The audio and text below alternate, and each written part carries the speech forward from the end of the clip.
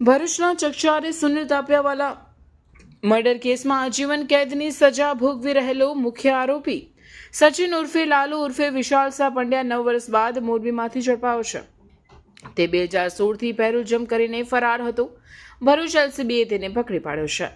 રાજ્યમાં પેરોલ અને furlough jump થયેલા આરોપીઓને પકડવા માટે ખાસ ઝુંબેશ ચલાવવામાં આવી રહી છે. આ ઝુંબેશના ભાગરૂપે એલસીબી ભરૂચના પોલીસ ઇન્સ્પેક્ટર એમપી વાડાએ તેમની ટીમોને જરૂરી માર્ગદર્શન પૂરું પાડ્યું હતું.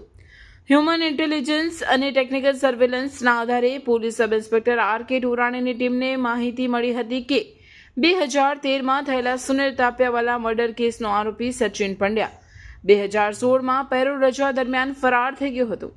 આ માહિતીના આધારે એલસીબીની ટીમ તાત્કાલિક મોરબી પહોંચી હતી. મોરબીમાં સતત રેકી કર્યા બાદ પોલીસે આરોપી સચિન પંડ્યાને મહેન્દ્રનગર વિસ્તારમાંથી ઝડપી પાડ્યો હતો.